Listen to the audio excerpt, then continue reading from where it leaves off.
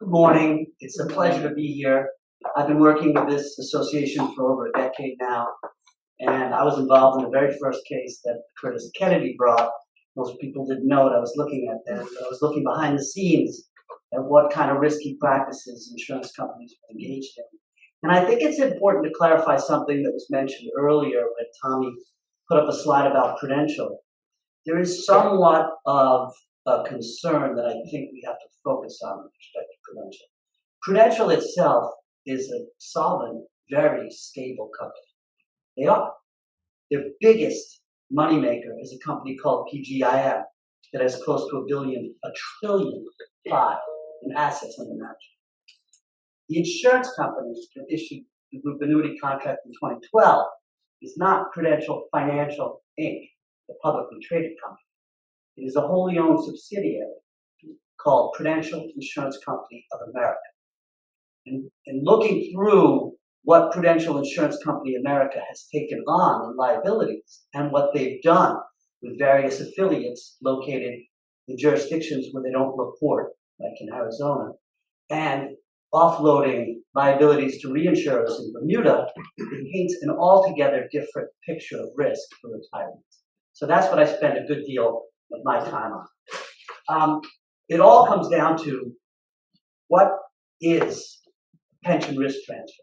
What is pension stripping, which this association likes to refer to? What does it all mean? Essentially, what happened is that when a defined benefit plan sponsor wants to get off risk for pensions, they do it by purchasing an allocated group annuity contract. And the pensioners become certificate holders under that group annuity contract. They don't own the contract. They just get a certificate. So really, pension risk transfer or pension stripping refers to any situation where a defined benefit plan transfers its pension liabilities to an insurance company. So in addition to kind of what happened when Curtis Kennedy first got started, way back when the transaction went down in 2012, that involved 41,000 employees, and it involved close to $8.4 billion in liabilities. Now, it's reported as a $7.5 billion transaction, but the cost was actually 8.4. There was never an official breakdown of where that went, but suffice it to say that $1 billion premium doesn't benefit the retirees. That $1 billion premium went to pay expenses, went to pay fees, and went to pay a premium to Prudential Insurance Company of America for taking on the liabilities. Fast forward to 2024, the most recent deal that Tommy also mentioned, that involves some pension liabilities for management. It involves a lot of pension liabilities for members of the union, for the pension plan for associates, but it also involves the sickness and death benefit. But there's been no accounting that I've been able to find that spells out how much in plan assets they took out to cover the sickness and death benefit liabilities going forward. And that's one of the things that we're very active in right now. So there's been a lot of efforts in the courts recently, but there's also been parallel legislative efforts where we're trying to change the laws so that the benefits that retirees had under ERISA get replaced with reasonably equivalent state laws. So under ERISA, retirees' pensions were protected uniformly from creditors. They got annual statements every year. The plan fiduciaries were held to the highest fiduciary standard in the land. And in addition to an annual statement, you would get other documentation about how your assets or how the assets are performing. That goes away once it's offloaded to an insurance company. Most importantly, financially, all retirees, when they're kicked out of their pension plan, lose the protection afforded by the Pension Benefit Guaranty Corporation, which is much more significant than state guarantee associations, which are voluntary associations, and they only can raise money by assessing members. And almost every state statute has a limitation on how much you can assess your member. So the ability of a state guarantee association safety net to protect retirees is very hypothetical at this point. So Verizon folks were involved in two deals, as we mentioned earlier. One that went down in 2012, one that went down in 2024. The one in 24 impacted a total of 56,000 retirees. And that case is called Dempsey versus Verizon / State Street Global Advisors. And that case is currently pending right now. We filed a complaint. I did it with my firm along with a law firm known as Cantor and Cantor on the West Coast. And the main attorney there, a woman by the name of Elizabeth Hopkins, formerly did appellate work at the Department of Labor and is probably the best ERISA lawyer that I've come across. So we have a complaint right now that we filed. They filed a motion to dismiss. And the biggest challenge is showing how when these pensions get transferred into annuity contracts, how does it harm the pension? And some courts have come down and said, well, there's no current economic harm because you're still getting your pension paid. But if you've ever looked at a pension statement, you look at your liabilities going out for the remainder of your lifetime, not what happens tomorrow. So the big argument that's before the courts right now that I'm very active in is showing that the loss of these benefits and placing these annuity contracts with insurance companies like the Prudential Insurance Company of America without the backstop of Prudential Financial is putting retirees' pension at risk. And I firmly believe this, and that's why I'm involved in about 7 or 8 different cases across the country. Now, there was a recent decision in the Lockheed Martin case where the court found that we had met our burden of showing current economic harm. So our big challenge is explaining to courts how the loss of these benefits, these protections, and the risk that these companies pose by engaging in risky practices puts pensions at risk. Now, the reason this is so timely and so significant is in 2024 alone, there were 4 major life and annuity company insolvencies. The insurance industry has always said, well, insurance companies never fail. Look, Prudential is the rock. Well, Prudential Insurance Company of America is not Prudential Financial. I would love to have Prudential Financial backstopping your annuity contract. And when you look at the circular nature of all of the transactions among the myriad affiliates that they have all over the world, it'll make your head spin. And that's what we're showing to the judge right now.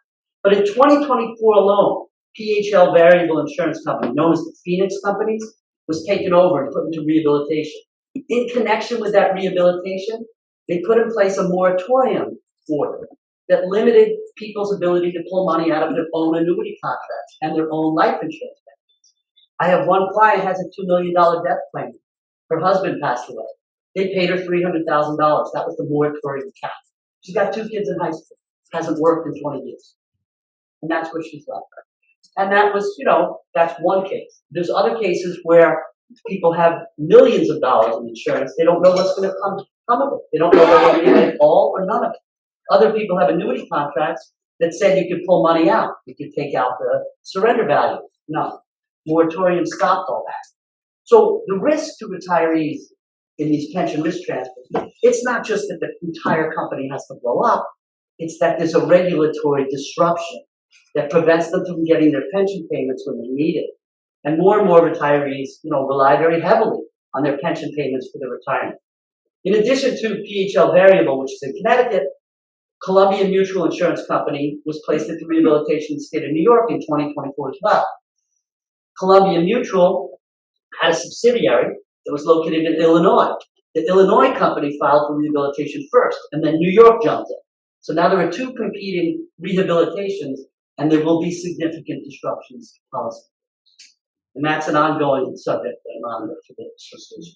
There was another failed company called Scottish Re that is actually still in rehabilitation in Delaware, even though they wound up in bankruptcy. You see, what they do sometimes is they have a holding company parent and then an insurance-regulated subsidiary. So with Scottish Re, the holding company parent went into bankruptcy, but the insurance subsidiaries can't go into bankruptcy, so they went through rehabilitation. Massive disruptions, billions of dollars ultimately lost in the Scottish Re mess that folks haven't paid a lot of attention to. There's a number of other long-term health care insurers that got into trouble, including Penn Treaty and a company called SHIP. And basically what happened was they raised the premium and they lowered the payouts. And a lot of people said, I don't want this insurance if I got to pay this much for it. And now the benefits aren't what I expected. So that's where things are at right now on the legal front. But I don't think lawsuits are enough. I mean, it's an important thing to do to hold people to account and to expose risky practices. But what we also need to do is we have to change the laws in this country So when you lose protections that were provided under ERISA, you should get them under state law.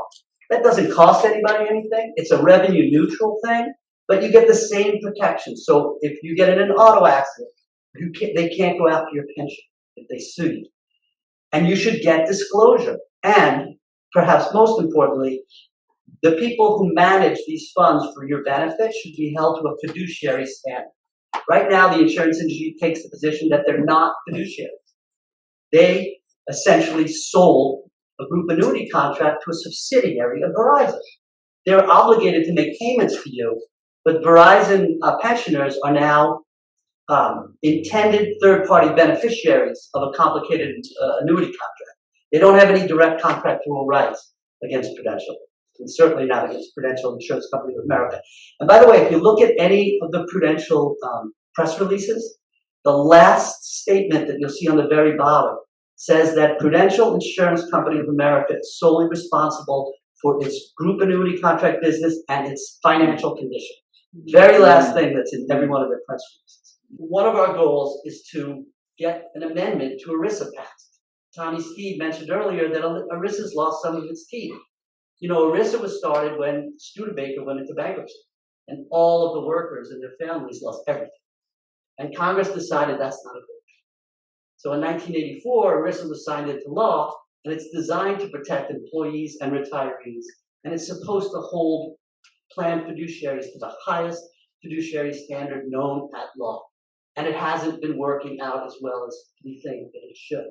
And so we proposed some amendments that would restore the protective purpose that ERISA was born out of. We have reached out also to other groups like the Pension Rights Center, and we have drafted amendments to ERISA that will kind of help in the pension risk transfer context, force companies to disclose more to retirees, to explain to them how their rights are impacted, and to give them some tools. And we're going to continue to do that. And one of the other things that we put in there is we want to toll all of the statutes of limitations so people don't find out that there's a problem when it's too late to do anything about it. So that's kind of at the heart of what our legislative agenda is all about. Proud to work with this association. It's been a good decade plus, and that's all I have for today. But